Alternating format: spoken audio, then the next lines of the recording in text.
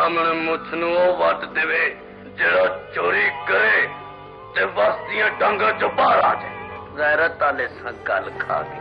अफजाल अहमद पाकिस्तान की तारीख में वो फनकार हैं जिन्हें हकीकत में ऑलराउंडर कहा जा सकता है। वो तारीख के उन गिने चुने अदाकारों में शुमार होते हैं जिन्होंने टीवी, फिल्म और थिएटर में महज काम नहीं किया बल्कि मिसाली कामयाबी समेटी। वो जिस रूप में भी नजर आया लोगों के दिलों में घर कर गए। वो इतने वर्सटाइल थे कि 18 साल की उम्र में 55 साल के बूढ़े का किरदार निभाया। कभी पागल के रूप में मुआशरे की इस्लाह की, कभी जज और वकील बने, कभी पुलिस तो कभी बगावत करने वाला खौफनाक डाकू। गर्ज के कोई ऐसा किरदार ना होगा जो उन्होंने 40 साल करियर में ना निभाया हो। वो इतने हसीनो जमील थे कि जब उन्हें फिल्मों में बतौर विलन कास्ट किया गया तो वो विलन लगते ही नहीं थे, लिहाजा उन्हें फिर बदसूरती का मेकअप करके बड़ी बड़ी मूछें लगा के विलन बनाया जाता था। ये अजीम अदाकार 40 साल तक फन पर हुकूमत करता रहा। फिल्मों में बतौर विलन इसकी आवाज का खड़ाक सारे जहान ने सुना। इसके रोब और दबदबे के आगे सब आजिज थे। हर आने वाला अदाकार उन्हीं जैसा बनना चाहता था, उनसे मिलना चाहता था,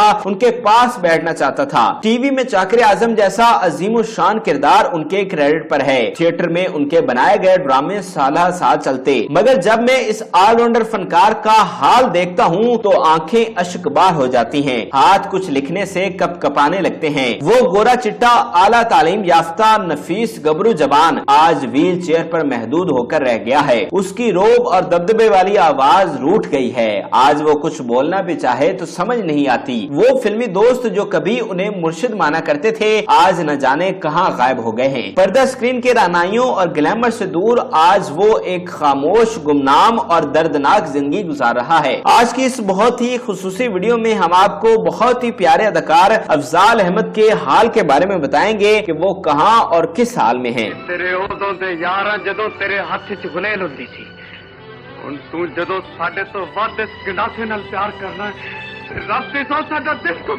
अफजाल अहमद इस वक्त लाहौर के इलाके ठोकर नियाज बेग के करीब वाक़िया सोसाइटी में रहते हैं। उन्होंने ये घर बड़े चाहों से खुद ही तामीर करवाया था और ये तब की बात है जब वो थिएटर पर काम कर रहे थे। अफजाल अहमद का घर काफी बड़ा है जिसमें एक खूबसूरत लॉन भी है। उन्हें गार्डनिंग का बहुत शौक है और उन्होंने अपने लॉन में पसंद के पौधे भी लगाए हैं। अफजाल अहमद को माली तौर पर किसी किस्म के मसाइल नहीं, क्योंकि वो कोई अय्याश आदमी नहीं थे जो आने वाली दौलत को उड़ा देते। एक तरफ वो खाते पीते सैयद घराने के सपूत थे और 40 साल की मेहनत से जो उन्होंने कमाया उसे भी बुरे वक्तों के लिए बचा कर रखा। अफजाल अहमद इस घर में अपनी फैमिली के साथ रहते हैं। उन्होंने शोबिस से बाहर शादी की थी, इसलिए उनकी बेगम की तस्वीर कभी सामने नहीं आई। अफजाल अहमद की वालिदा हयात हैं और अपने बेटे के साथ ही रहती हैं। इसके अलावा अफजाल अहमद की बहन भी उनके साथ ही रहती है। यूं तो अफजाल अहमद का हर तरह से ख्याल रखा जाता है। उनके लिए नौकर मुख्तस है जिसके साथ बैठकर वो लॉन में पसंद के पौधे लगाते हैं, बड़े हुए पौधों की कटिंग करते हैं। इसके अलावा असर के वक्त अफजाल अहमद का मुलाजिम उन्हें व्हील चेयर पर बिठाए घर से बाहर भी लेकर आता है और यूं वो कुछ देर के लिए रौनक भरी दुनिया को,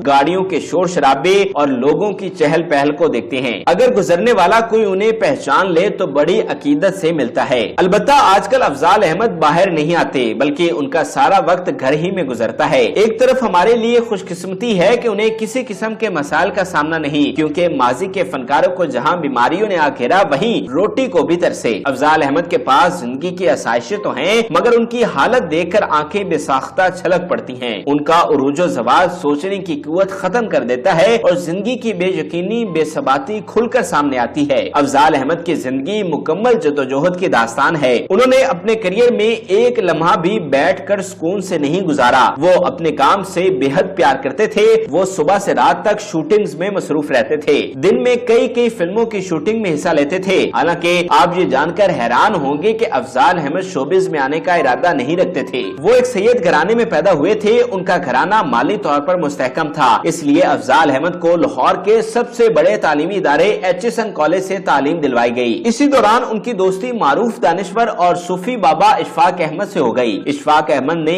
एक ड्रामा उच्चे बुर्ज लाहौर दे लिखा और अफजाल अहमद को इसमें कास्ट कर लिया। ये PTV का ابتدائی زمانہ تھا جب ایسے ایسے ڈرامے بنائے جاتے تھے جنہیں فیملیز دیکھا کرتی اور نہ صرف دنیا بلکہ روحانی اسرار و رموز جاننے کا بھی موقع ملتا تھا۔ افضال احمد نے اس ڈرامے میں جنگ کی زبان میں ایک کردار نبھایا تھا۔ اس کے بعد انہیں منو بھائی نے ڈرامہ سیریل جزیرہ میں کاسٹ کر لیا اور یہی ڈرامہ ان کے لیے وجہ شہرت بنا۔ 70 کے دہائی میں افضال احمد فلموں کی زینت بنے۔ اس کے بعد وہ 2 دہائیوں تک مسلسل فلموں میں کام کرتے رہے۔ وہ نہ صرف ولن بلکہ ہیرو بھی آئے اور ان پر گیت بھی عکسبند ہوئے۔ اس کے علاوہ پولیس، چور، جج، وکیل، باپ، بیٹا، دادا، دوست، دشمن، شرابی، عیاش، تماش بین، صوفی، دانشور، ادیب، لا تعداد کردار نبھائے۔ یہی ایک صفت ہے ہمارے خون میں، محبت کرتے ہیں تو انتہا تک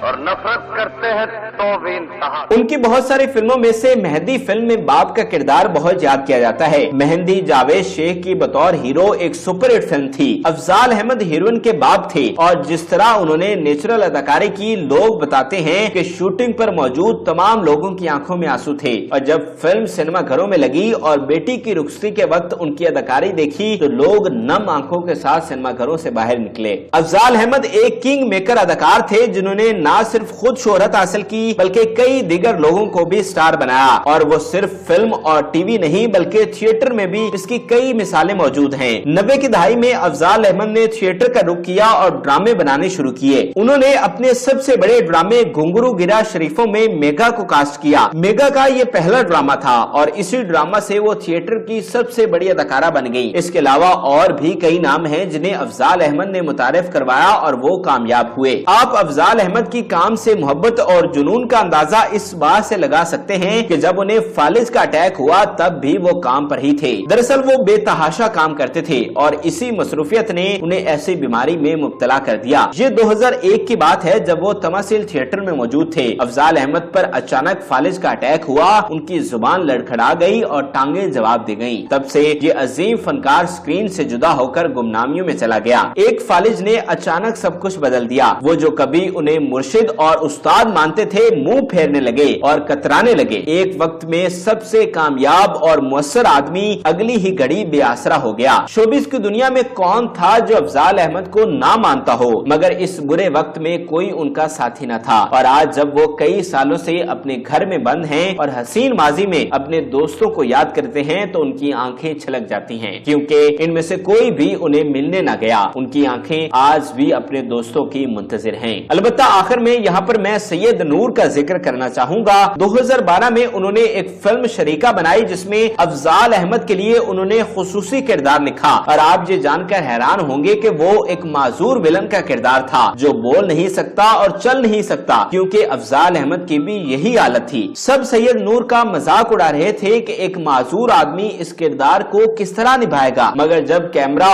آن ہوا تو سب مان گئے کہ افضال احمد بوڑھا اور معذور ہو گیا ہے، مگر فن کا درخشاں درخت آج بھی ہرا بھرا ہے۔ ہماری دعا ہے کہ اللہ تعالیٰ افضال احمد کو صحت دے۔ شوبز انڈسٹری کے لیے ان کی خدمات کو ہم جیسے لاکھوں مداح ہمیشہ یاد رکھیں گے۔ میرے ساتھ بند کر سکتے ہو، وہ دروازہ بند نہیں کر سکتے جدے وچوں دکھ دا طوفان۔ ناظرین، امید کرتے ہیں کہ آپ کو ہماری یہ معلوماتی ویڈیو پسند آئی ہوگی۔ مزید اچھی ویڈیوز کے لیے ہمارے چینل کو ضرور سبسکرائب کیجیے گا اور بیل آئیکن کو ضرور پریس کیجیے گا تاکہ ہر نئی آنے والی ویڈیو آپ آسانی دیکھ سکیں، اور اس ویڈیو سے متعلق بھی اپنی رائے سے ضرور آگاہ کیجیے گا۔